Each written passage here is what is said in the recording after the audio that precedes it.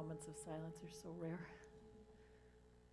So perhaps we could just sit for another few moments in the stillness that we've created together.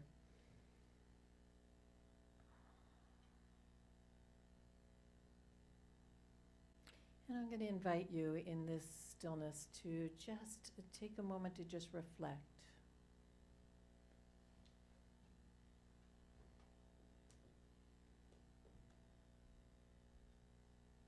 And see if you can bring your reflection. I actually had this offered to me as a meditation in a practice that I did for quite a while, and did it on the regular. And the teacher would say, okay, you have 3 minutes to just close your eyes and run the reel of your life in front of you like it were a movie. So I want to take the next 3 minutes and let you take that simple invitation. You might start with your earliest memory. So everybody might just kind of breathe into that for a moment. And then we'll just take 3 minutes here for you to slowly work your way through the decades up to the present moment.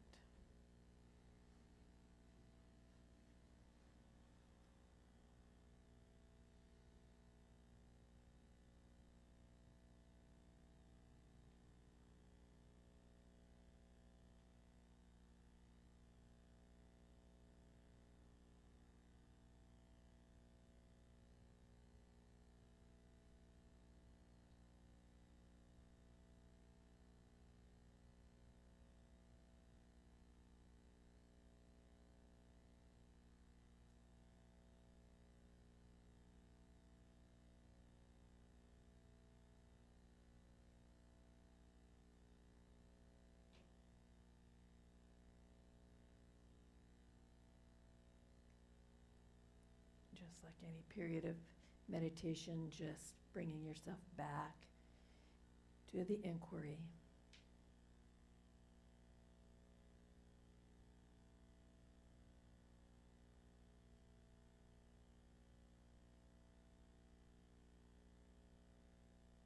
Maybe halfway through here.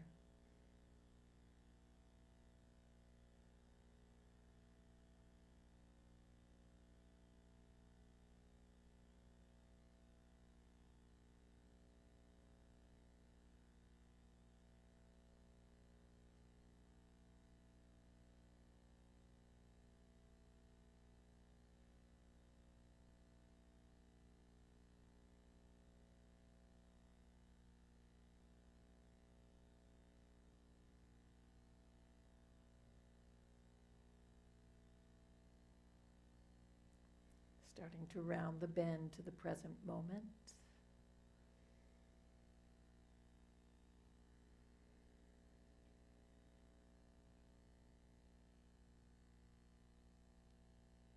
And together we'll just let all the breath go here, let all the breath go. Together we'll take a deep inhale right here.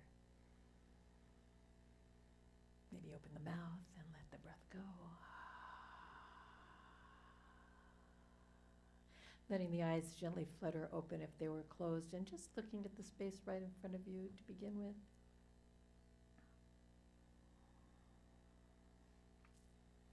And then letting the eyes drift up into the space and maybe casting them around a bit. And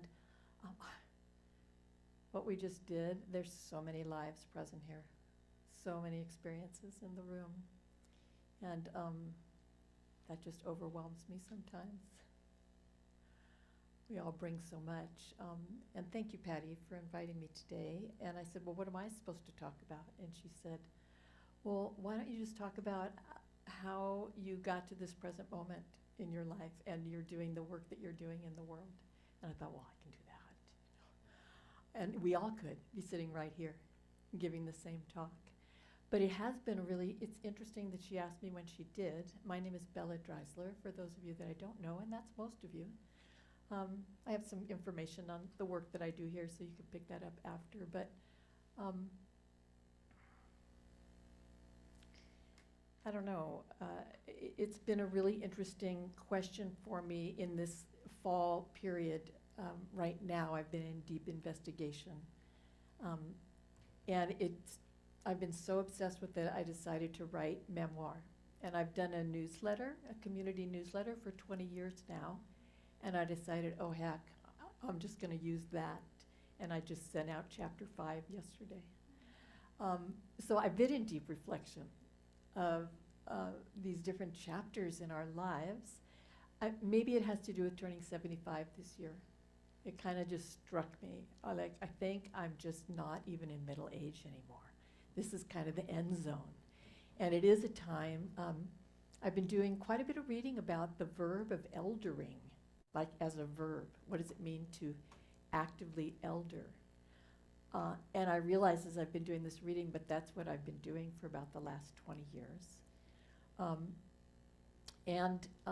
Part of active eldering, if you go into the textbook, knowledge that we have about it, is to actively reflect on the past, because what we can do at a certain point is, it's almost like memory is so slippery.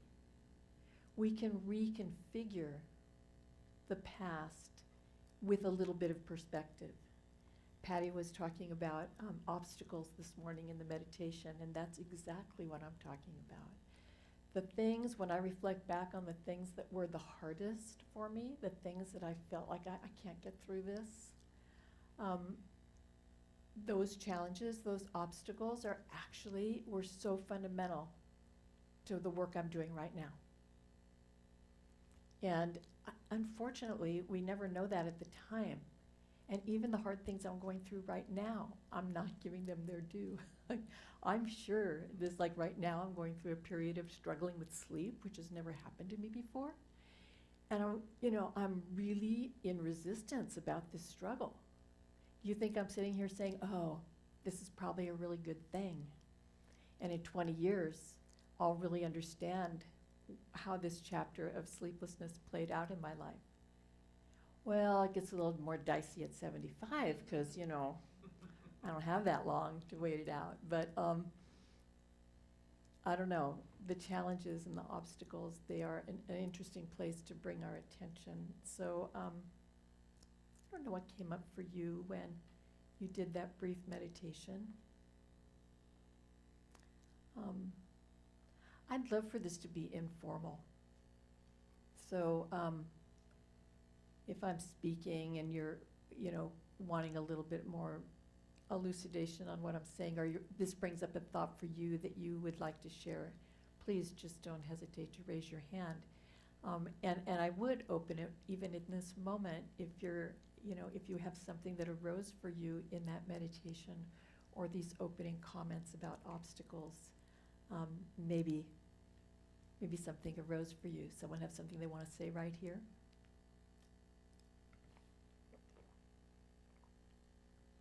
Or not?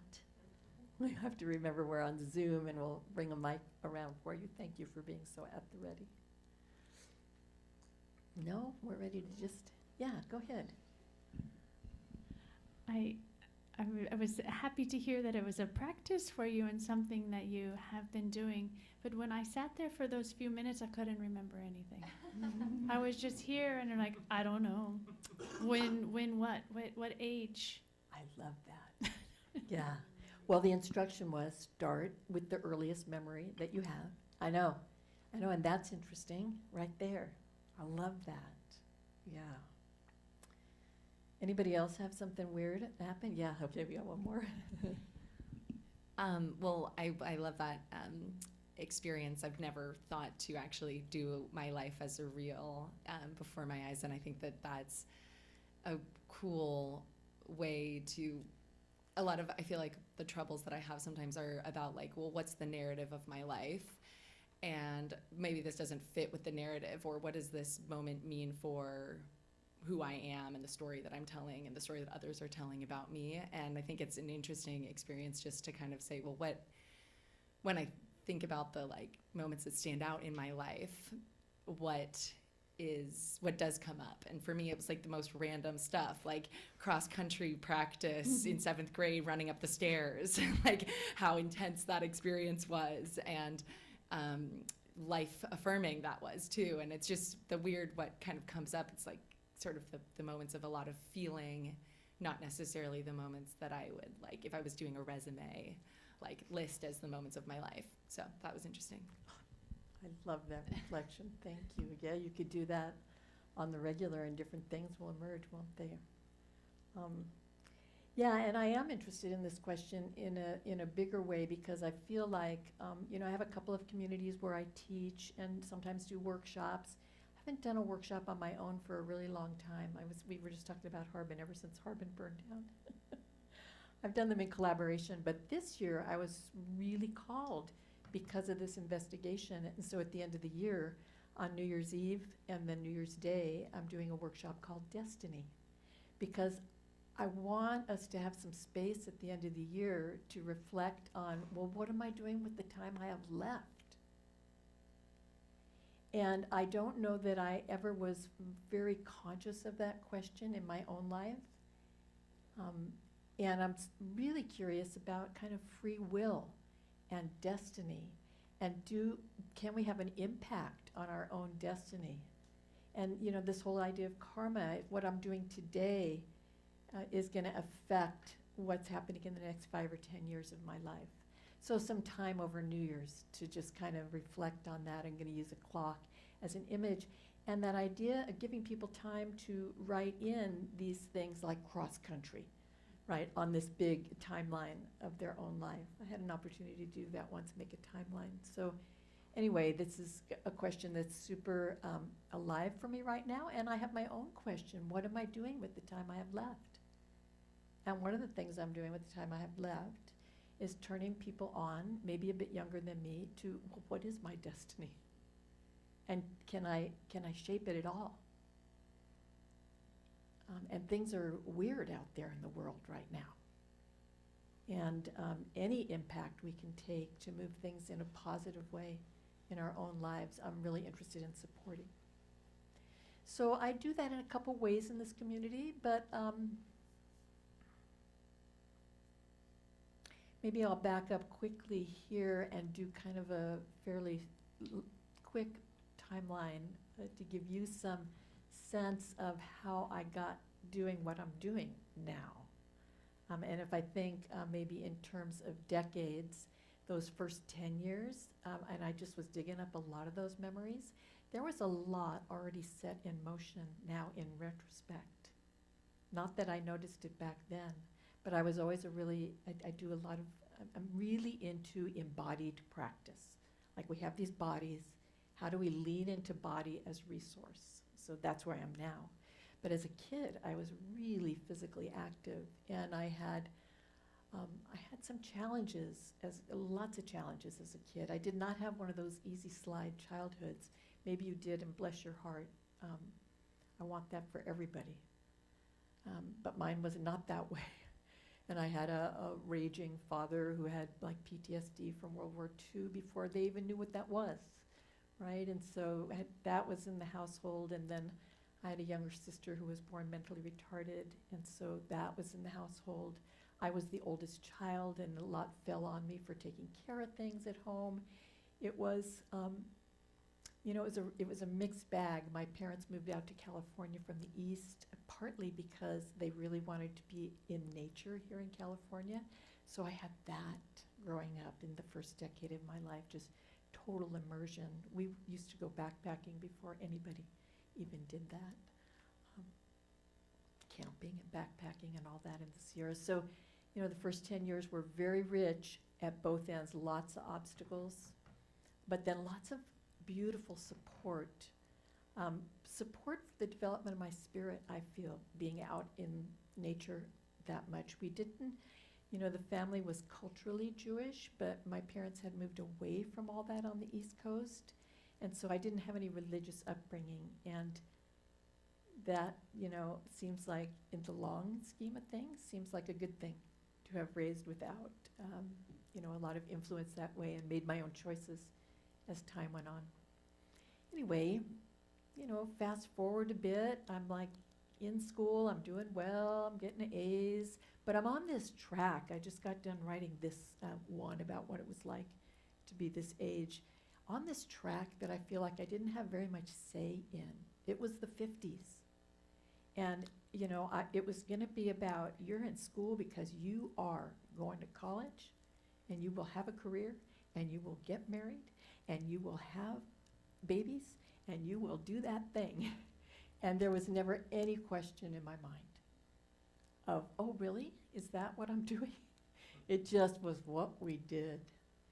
And so there's a benefit to that. It kept me super focused and alive, and I knew what I wanted to do. I think because of the health problems of my sister early on, and because I was a woman in the 50s when you could be a teacher or you could be a secretary or you could be a nurse, I'm like, I'm going to be a nurse. So early on, I had my sights focused on healthcare and delivery of health to people, probably because of my sister, and also because the choices were so narrow. I ended up graduating from school and going to UCLA and with a nursing major in mind, but then I came into the optional of chemistry, which I hated, and also the idea of the fact that I would have to give shots to people, and I just couldn't get over it. And I started leafing through the catalog really quickly one day, going, well, what else could I do? And I saw this thing called physical therapy, and I thought, oh, you only need 1 year of chemistry. And you never have to go below someone's skin. And it started to look really attractive to me. So I went off and did a little volunteer work and kind of set my sights on that. Ended up following through on that. In those college years, there was so much craziness. It was the 60s. I was out, I was so great being at that protest yesterday. I don't want to get into politics here, but it just brings up so many memories of being that age in my 20s and doing the same thing, being out there with protests, living through some hard times. Now I think it's incomparable what we're living through, but it felt hard back then, and it was hard back then in a lot of ways. Those are the years that this man over here, you could raise your hand. I met this man here when I was 19 years old. 1969, and we're still together. Oh my God, I can't believe that. So that was so random. He lived upstairs from me in an apartment, and he came down when we first moved in there to borrow ketchup. And I turned to my roommates when he closed the door, and I said, I love that guy. I know, and it took a couple months. I was going out with someone else, and in fact, I was going out with my high school sweetheart who had been in the Vietnam War. I had to do the Dear John. I mean, there's just like so much arose through those years, those 20s. It was so rich with so much, and then of course there were drugs too, to amp up the whole thing and make it even wilder than it was. We hooked up, we stayed together, we got through school somehow, and then we randomly moved to Sacramento. It was just because I got a job here. We thought we'd stay here a couple years and then go to where we really wanted to be. But we're still here after all this time. And I did get that first job in physical therapy, and he was working on the McGovern campaign full-time back then. So it was a rich life here in Sacramento in the early 70s. He also decided he was going to overhaul the engine of our Volkswagen Bug, and the engine sat in the middle of our living room while the Watergate hearings were going on. So, and we got married in that home on 7th Avenue. And then after 2 or 3 years, we just decided, well, screw this. This is a lot of work. We were doing the work, being adults, and it just wasn't going down really well with me. We both just quit what we were doing entirely, sold everything that we had, packed up a couple backpacks, stuck out our thumbs, and traveled all over the US and Canada for 4 months, kind of looking for where we might want to live instead, but I don't know, we just ended up coming back here, but we had an amazing journey. I think it was 15,000 miles, a lot of them by hitchhiking, some by Greyhound bus. We were just crazy young hippie types going for it and really loving life. And I think that journey, more than anything else, bonded us in a way that had us believe that we really could do anything that we set our minds to, because there were moments that were really, really hard in that journey. where we had to really come together and go, what now? Yeah, we came home. We ended up buying a house on 35th Street, and then actually decided that's enough of that too. We kept the house, we sublet it, and we packed that backpack again, and we traveled around Europe for 4 months. Just random, crazy traveling. Ended up sending one backpack home because it seemed like too much work, and just had one backpack for all those months and had a great time traveling. So there was a lot of freedom and openness and, you know, willingness to just like put it all down and start over again in those early years. And there was no money. We came home, and I think we had $100 to our name, and we started again. There was this willingness to start over. In that time, mentioned that, you know, earlier than that, I had lost my sister. She died when I was 11, so I had that experience of loss. And then my brother became very, very ill in that time. And maybe some of you have this in your family as well, a typical story of a young man, very intelligent young man, just going over the line, mentally ill, into schizophrenia. So that was, you know, another one of those, what's happening here? My family was still in Los Angeles. We lived up here. We just kept going somehow, putting one foot in front of the other. When we got back from Europe, and I was 30, it was like, it was time. I was still on that track. Time for babies, and so then the babies came. Wow, and then it all seems like a dream.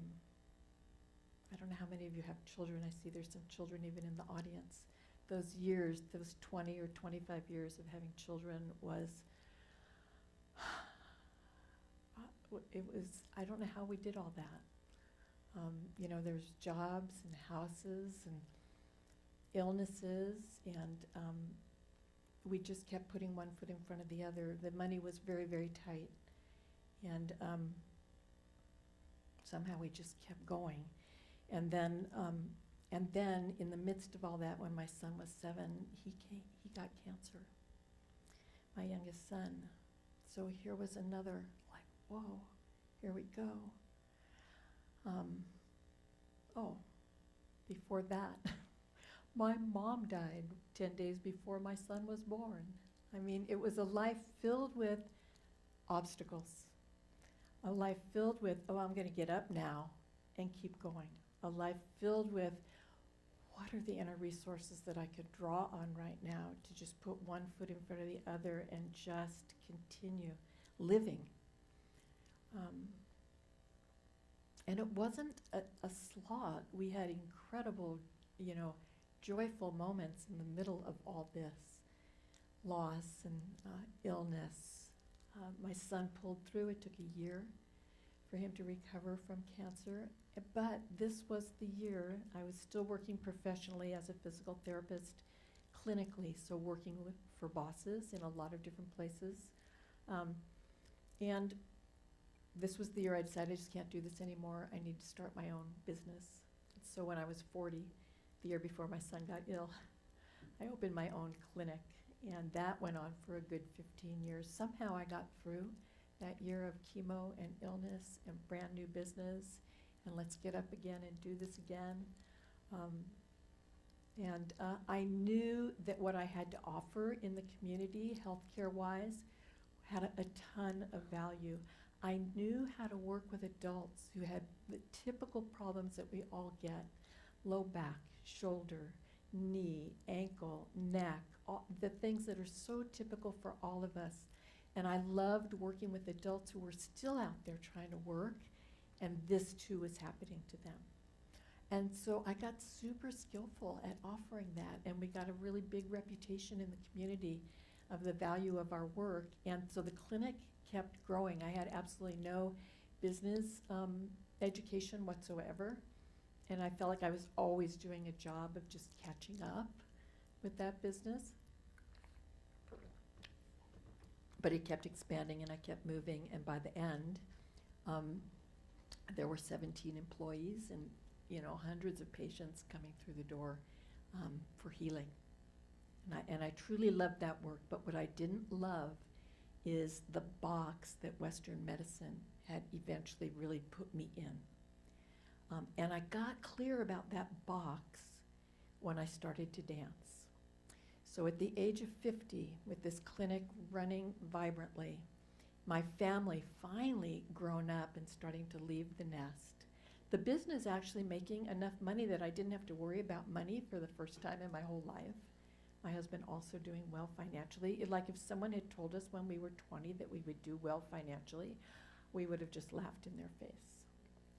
I never could have imagined not worrying about money. But we were at that place. And I decided at the age of 50 to do a vision quest. And I went out into Death Valley for 10 days with some really skilled people who held me in this quest. And for 3 days sat on a mountaintop with just water.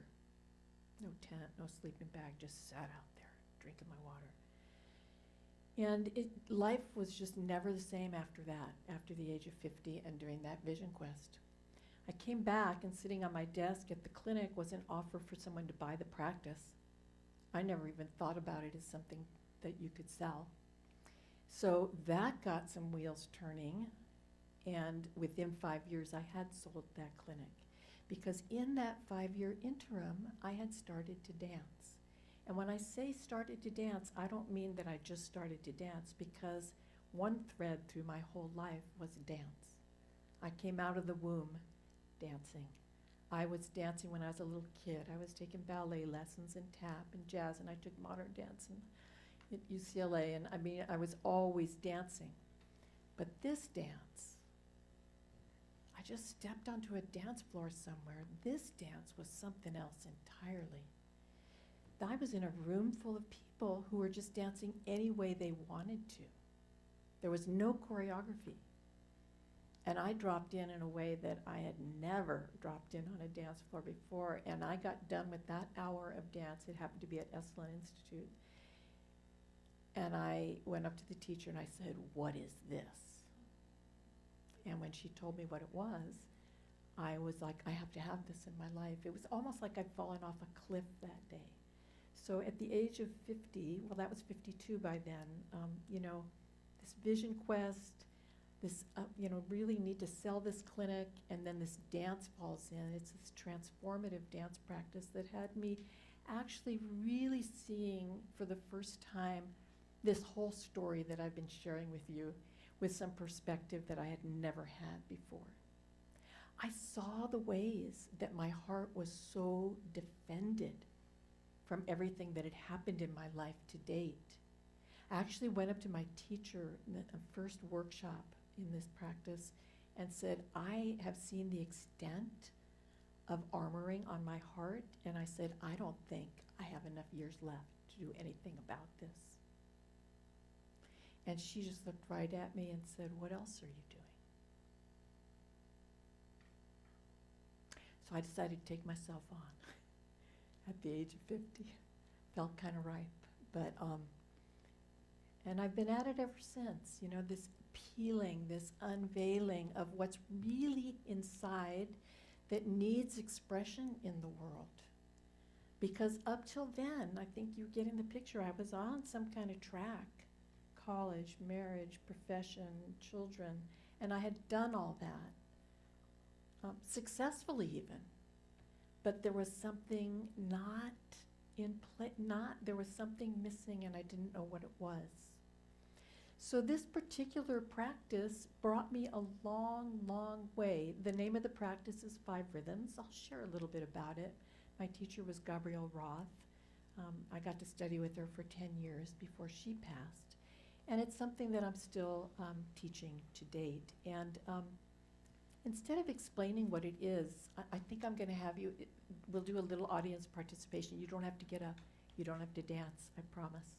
But we're going to do, there's 5 basic human rhythms. And we're just going to do it here for a second with our hands so you can feel it. And then you'll have a better sense of what this practice is and what it's done for me. So take this hand right here, your right hand or your left hand. When you're a little kid and you put your hand out a fast-moving car, say it's going 60 miles an hour out the window, and your hand starts doing this, that.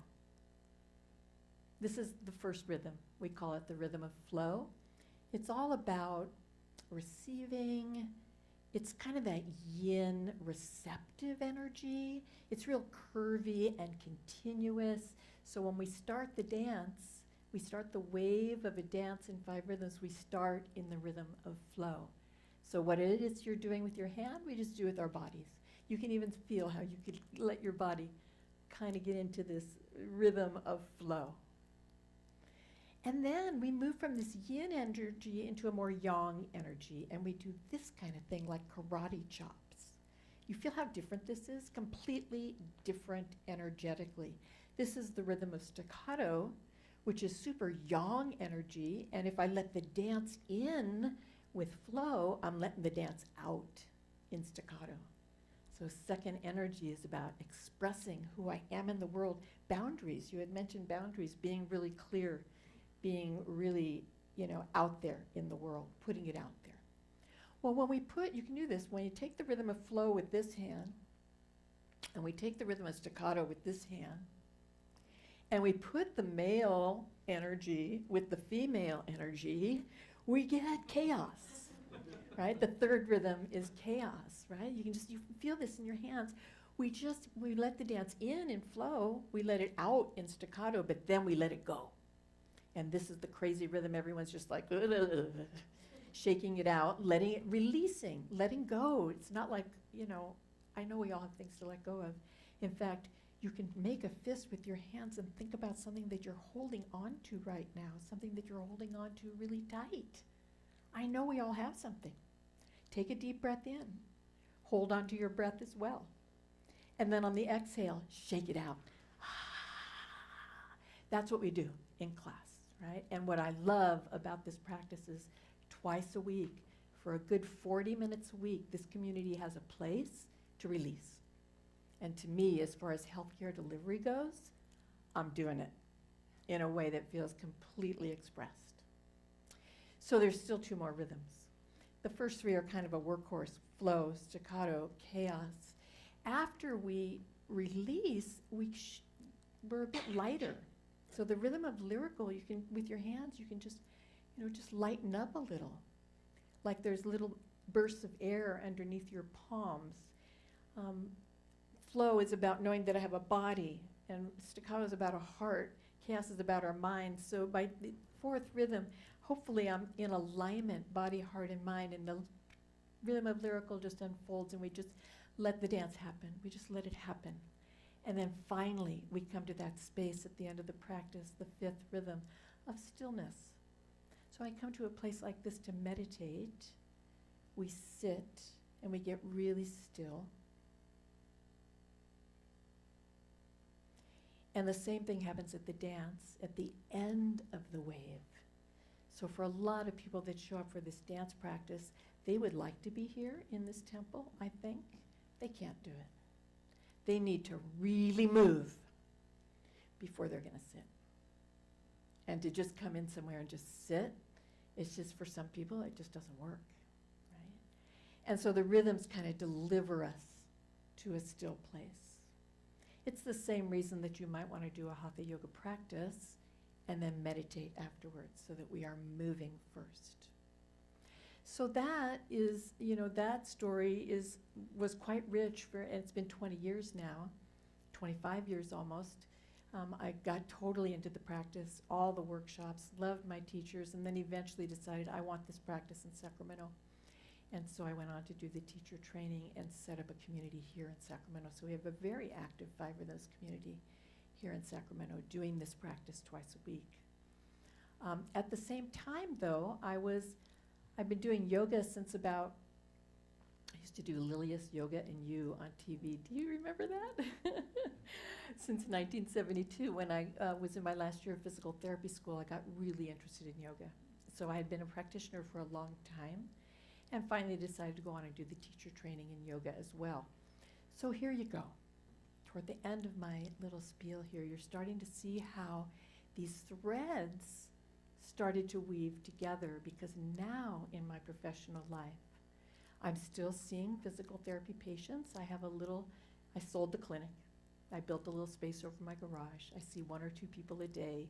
I'm doing medicine exactly like I feel like it needs to be done.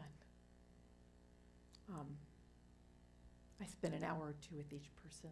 It's not this 15-minute physical therapy thing that is going on out there right now. So I still have that going, but it infuses the yoga. So the yoga I teach, and we just moved here actually, so Friday mornings from 10 to 11:30, we have release and align in this little studio behind here. That comes straight out of my physical therapy. I have 2 gals that I've been working with and teaching with for quite a while, so 3 of us hold it together. It's a drop-in class. If I'm in town and I'm not teaching, I'm always in their class because they're so amazing. But the tools that I use in physical therapy are what we use in the class. So it really is about releasing the body where it's tight and then finding some core stability and then doing all of that in the context of a yoga class. So like on Friday, I actually ended class with triangle pose. We did a peak pose at the end. But we start out by doing a lot of releasing. I want to show you this really fast. Oh, I guess I can keep this on. Yeah. So I want you to feel right now, you've all been sitting for way too long already. I want you to just move your shoulders around a little bit and feel in between the shoulder blades what's going on back there. Oh my God, we get so friggin' tight between the shoulder blades. So that is always addressed in class and always where I often start in treatment. So this is a foam roller. If you're not familiar with it, we use these in class and I use them in my sessions. It's simply about learning. Can you imagine right now what it'd be like? I'd love to have every one of you right here to just open up like this. This is the opposite of what's happening while you're sitting. And it's amazing to me how much lives in the armpits, so much in the armpits. So there are 1 million things you can do with a foam roller. So we do that in class, and I use this in treatment as well. My specialty in treatment is teaching people how to take care of themselves at home so that you don't have to see me. At the most, I see someone maybe 3 times. This is another big tool, very expensive medical equipment, 2 tennis balls in a mesh bag, really important tool that I teach. And then this orange ball is how we get into here. This afternoon from 1:30 to 4:30, I'm teaching the psoas connection, all about this giant muscle in here. And we'll use this ball to work in this region right here to get the psoas going. So that's the physical therapy work, how it melds in with the yoga. I'm at my absolute most luscious, wonderful teaching place when that's all combined with the dance, and that happens every once in a while. So I'll teach the dance Wednesday and Sunday, teach the yoga Friday morning, see physical therapy patients all week, and then every once in a while, all 3 of those things come together. I think of it as my work triangle, physical therapy, yoga, and dance, and they all kind of feed each other. This never would have happened 50 years ago, but all those threads had to come together. And I had to also have the great fortune of living 75 years, which doesn't happen for everybody. I have friends who are quite retired and have been for a while. They've given up on me. I don't work full time. I can shape my own schedule. But I absolutely adore the work that I do. And I'm actually at a place right now that feels so powerful. Almost everybody that I see for physical therapy, it's just so obvious what we need to do in order to get them on a better track. Doesn't even feel like work anymore. It just feels like a lot of playfulness in my life and a lot of joy. So that is kind of a long story. I just kind of took us on a journey. I think I said most of the things that I wanted to say, but we have a minute or 2. Maybe you have a question about what I said, or perhaps you want to share something of your own experience that got stirred up because of what I was sharing. We have the mic here. I'd love to hear from you if you have something you want to say.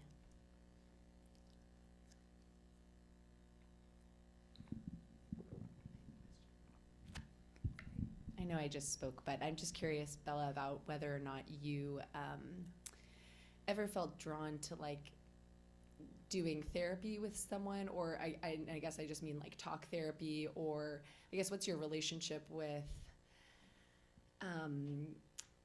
someone's kind of mental, I know you're so embodied, do such embodied therapy, but I guess were you ever drawn to talking things out that way? Well, certainly myself. I have been to my share of talk therapy, that's for sure. And always I'm incorporating in the dance, especially, getting people to articulate their experience. So a lot of times in the dance, we'll start with some talking. And then there's always a sharing circle at the end. In one-on-one sessions, I am using the channel of the body to go in. Thoughts always arise. Emotions from the heart, thoughts from the head arise. They're welcome in the room. We just let them come on out, and they just flow on through. So I don't use the emotional field or the thought field to direct someone's care. I just stay here because it's all in here. I love Gabrielle Roth has one quote, which is, hips hold many stories. And they do, right? And I do a lot of writing myself. So definitely I'm an articulate person, but I go to the body first.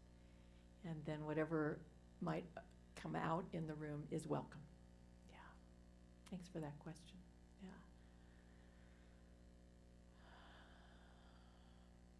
Anyone else?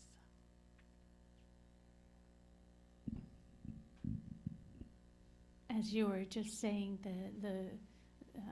it's all happening in the body, I was thinking of Bessel van der Kolk, the body keeps the Bessel score. van der Kolk. Yeah. Is that right? The body keeps the Body score. keeps the score. And I'm wondering if that has any influence in your practice. Well, absolutely, especially right now in both yoga and physical therapy and physical therapy and dance. The hot topic is trauma-informed practice, right? So everybody wants to know about trauma-informed practice. And when you look at the basic tenets of it, how to hold space for a group of people and keep it trauma-informed, most of them are practices that I'm like, oh, yeah, I already do that. They're pretty commonsensical, but definitely there's been more fleshing out around that. These 5 rhythms in particular, at the time that I was coming up in it, really was quite wild. There was nobody talking about trauma-informed practice. In fact, big old fat catharsis on the dance floor was really, applauded, right? But there's more emphasis now on making sure that people settle down, keep making people aware of what their own limits might be, and that their own window of tolerance, teaching around window of tolerance. So there's so much more of that now than when I was in practice. In some ways, I feel like those early years of dance, I learned via trauma. There were some things, some boundary issues that got, really kind of weird, and I had to just find my way in that practice, which was kind of wild. No regrets. Another interesting obstacle. There were some hard things in my own coming up in the dance world, that's for sure. Yoga's a much safer way to go. In terms of meditation, I always think about being on the cushion as being certainly not an easy way to get still, but probably the easiest. As soon as you get on a yoga mat and you want to get still, your eyes are open and there's other people in the room and you're trying to meditate. But you try and get on a dance floor and meditate, because in essence, it's a moving meditation. There's music blaring out the speakers. There's people in motion all around you. You're moving in ways that you never even knew you had in you, and you're trying to be present. So for me, meditation on a dance floor is almost like the black belt of meditation. All right, so I'll certainly be here for any questions you have. My workshop is at 1:30, so I have a little time. We do postcards, in our world, so I do have some cards for that Friday morning class. That's Release and Realign right here on Friday mornings at 10, so I'll leave those out here. And then also that workshop that I'm doing at the end of the year, Destiny, I have cards for that too.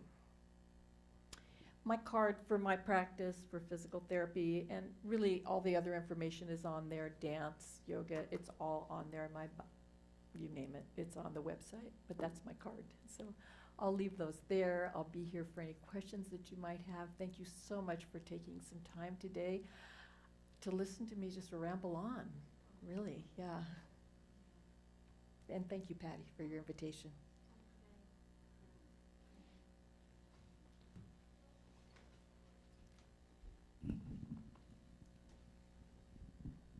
I Gives you a know. little snapshot of your. Yeah, Oh. I know I speak for everyone here that that was just so remarkable. And I think, oftentimes we do practice like you see, just sitting here still, but we don't know really what's going on within ourselves sometimes until we start to move a little bit or have someone outside of us help us understand our own bodies and our shoulders and that pit in our stomach or things like this. That we need help sometimes, and I feel so glad that you're here to help. Yeah, thanks, Patty. Yes, and Yeah. so I just was curious about the end of the year. What is it called? Destiny. Is that something that will be in the dojo, or will it be? Oh, no, it's going to be at Clara where I do other things. I see. Yeah, 24th and N. I And see. you're so welcome. Of course, there'll be dance, but it will be totally appropriate for beginners. Yeah. Okay, Mhm. thank you. I'm not sure if this is where we do announcements, but just real briefly, on November 8th, we have a friend coming named Tenzen Chokyi. The first part of her name, Tenzen, is because the Dalai Lama ordained her, and so Tenzen's a name that is Let's see, given. where is the camera? But actually, Somebody wanted a close-up of that, um, but I don't know where the camera is. I'm not sure either, but I'm going to go Sorry. and let you do that because I think that's why we're here right now. Bella, maybe, is it possible to put the card on the video? Yeah, that has everything, really. I'm going to put this very same card on the Lions Roar newsletter too, so that people can see it and know what's coming up. I think I'd like to put all of your things on the Roar. Oh, okay. Oh, now you're close, so you can. He's got you. So Oh, you can okay. show it. This is the New Year's workshop, but you know what? There's a main camera up here. You're so cute. You know, really, everything's on the website, and it's bodyjoy.net. How easy can you get? Bodyjoy. Bodyjoy.net. It's all there. And we're going to advertise it here too because it benefits people. And when I asked Bella to do this, I had no idea exactly what I was asking for, but I had confidence. And the confidence is you've totally overgone my expectation. Thanks, I Patty. just knew it was going to be amazing, and it's more amazing than I could have imagined. All right, thank you, Bella. Well, thank you for the opportunity, and really, I didn't know what would arise, but I'm glad it could be of service. Thank you.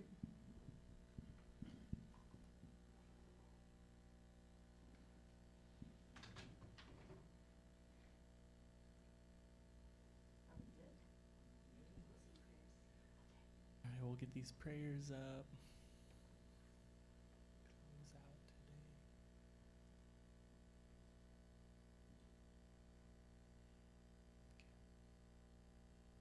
We'll start 'em up. Due to the merits of these virtuous actions, may you quickly attain the state of Guru Buddha and lead all living beings without exception into that enlightened state. May the supreme jewel bodhicitta that has not arisen arise and grow. And may that which has arisen not diminish, but increase more and more. In the land encircled by snow mountains, you are the source of all happiness and good. All-powerful Chenrezig Tenzen Gyatso, please remain until samsara ends. May the teachings of the Buddha flourish, and may the upholders of the teachings remain forever. May all migrators achieve happiness, and may they fulfill all their temporary and ultimate goals. Lo-san, magical display of the deep awareness of all the victorious ones, merciful giver of a stream of profound and vast instructions to the fortunate migrators, please remain always unperishing, unchanging, unfading. Avalokiteshvara, great treasure of objectless compassion, Manjushri, master of flawless wisdom, Vajrapani, destroyer of the entire host of Maras, Tsongkhapa, crown jewel of the snowy land sages, Losang Dragpa, I make requests at your holy feet. Thank you. Any final? Looks like Susan, if you'd like to take it away, we see you up there. I think feedback. Maybe rather than listening to that, could you make an announcement about Tenzen? Okay. Patty's jumping on it. Thank you, Susan. So later this afternoon, I'm going to send a standalone announcement about Tenzen Chokyi. She's a friend of our center and friend of our teachers and a friend of all of us, actually, for us. With Lama Jimpa, at least like 20 years at least. And she's doing this workshop on Saturday, November 8th from 9 in the morning till 4:30, I believe. And it's 2 sessions. And I don't have the name of the workshop in front of me, but she gave one about a few months ago about boundaries. She's just so engaging, and everyone that goes to her workshops feels like they come away with something to help them practically in their personal life or also professionally. She's helped people who are studying to be chaplains, for example, but it's really meant for all of us. And she has a great sense of humor, and Susan is the main organizer of this. I'm going to put in the Roar like a standalone this afternoon so that there's a link if you wish to sign up for it and look a little bit more about it in detail. So anyway, thank you.